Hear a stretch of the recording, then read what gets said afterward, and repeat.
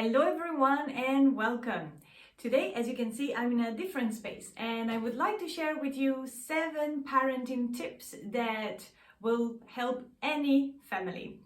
So today we'll start from number 1.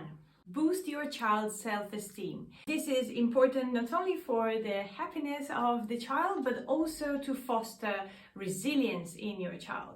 And you can boost their self-esteem through praise, through catching them in doing something good, or you can do this by modeling resilience and reminding them how to apply resilience when they are fronted with a problem or a difficulty. This means that when you see your child failing at something, being sad because he or she cannot do something specific, or they are confronted with any kind of difficulty, you don't really need to step in and resolve their problem right away. A better way to help your child is that of praising their efforts in trying to achieve the goal they want to achieve, and invite children to enjoy the moment, enjoy the process. And this is very important for praise too. When we praise our children, we should try to do it in a specific and contextualized manner.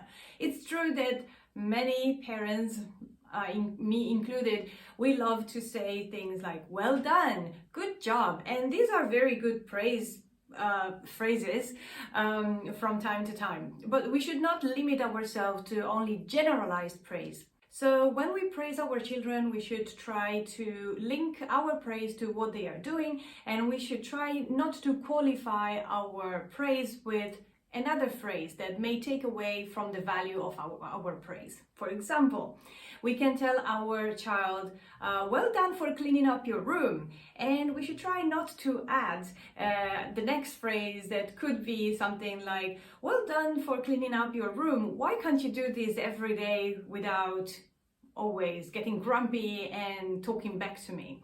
That kind of adds a critique and adds nagging to the initial praise. So it kind of cancels out the praise that we gave. So we should try to praise children in a way that is constructive and that is conducive to their resilience, to the development of their resilience, and to the development of self-esteem, good self-esteem. Number 2, be consistent with your discipline. And being consistent with your discipline also means being fair with your discipline.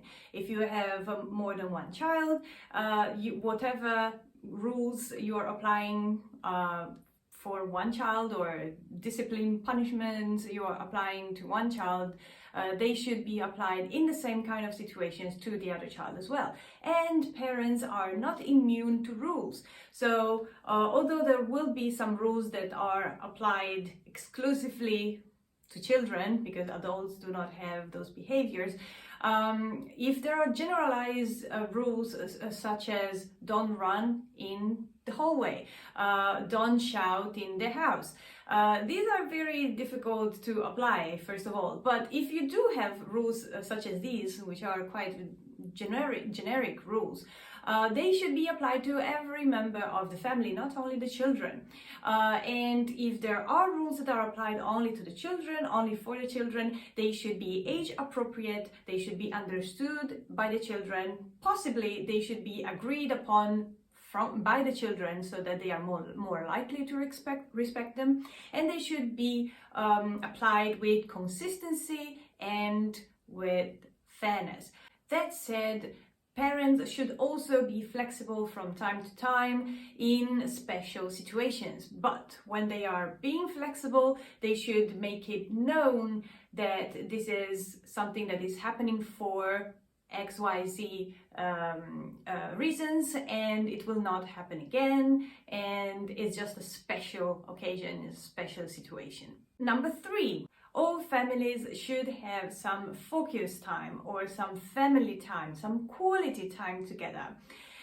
If both parents are working, then this family time could be just a few hours in the evening where all the family is gathered together, and you can have game night, for example, a movie night together, just to really connect as a family. Number 4 is role modeling. All parents are the first role models for the children. But all children somehow imitate their parents. That is why sometimes you'll see parents and children doing even the same hand motions. They will stand in the same way. They will talk in the same way. So if you are a role model, you will have to try and be a positive role model for your child.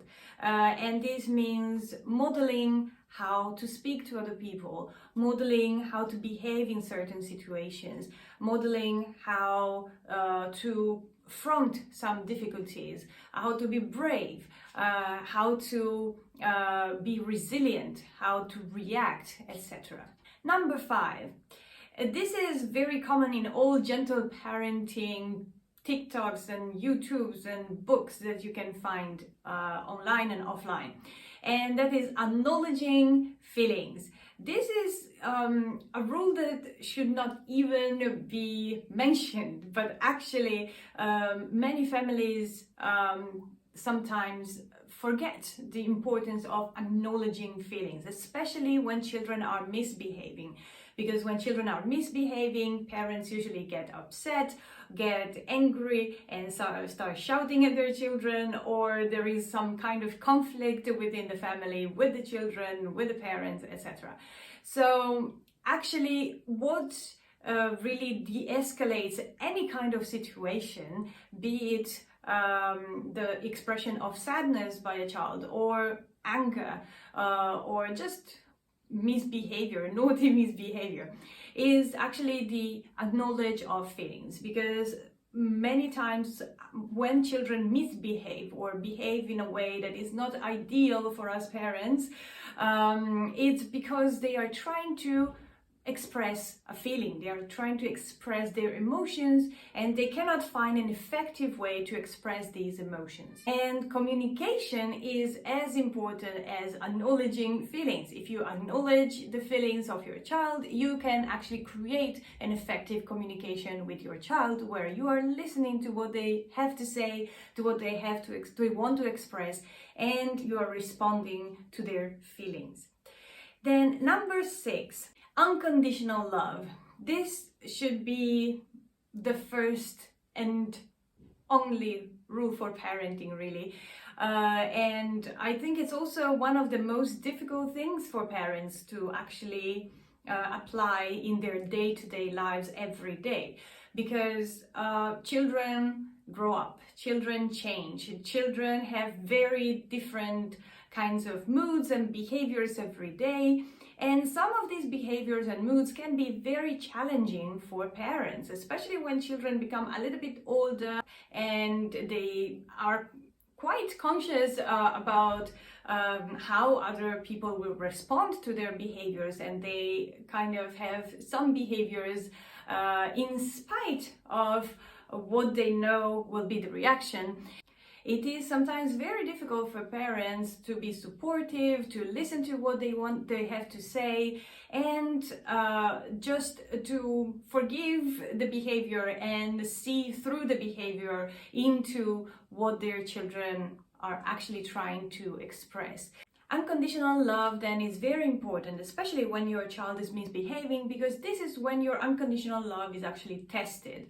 And if you can maintain your unconditional love and listen to your child, acknowledge their feelings, and have an open communication with them, even when they are misbehaving, then this will create less and less situations in which you'll be tested. Your child's behavior will improve in time because they know there is an open channel of communication with the parents, and they do not need to misbehave, they do not need to overreact, they do not need to use some very upsetting ways to express their feelings, express their emotions. But they know they can just verbally communicate with their parents openly, and they know that they will be listened to and understood. And finally, but last but not least, it is very important for parents to forgive. And What I mean by that is not only forgive their children for their misbehaviors, which is a given, especially when you are applying unconditional love, but it's very important for parents to forgive themselves and learn to really take care of themselves as people, as individuals. I know of many mothers, me included, that sometimes do forget to take care of themselves or to pamper themselves, because we are all so caught up with the chores and taking care of our child, making sure that everything is going well, that our child is learning, that our child is happy, that everything is safe, everything is clean, or that our job is going well, etc. We have so many stressors in our lives that sometimes we do forget to really take care of ourselves, really take time to focus on ourselves, to make ourselves happy, make ourselves relaxed. But if you do learn to really care about yourself, to love yourself, then you will find out that other aspects of your life will improve very much, and especially your relationship with your children will be more relaxed, will be more open, will be less stressful for parents and children, and your children will enjoy having a happy, relaxed, non-stressed parent. So taking care of yourself is very important to be a good parent.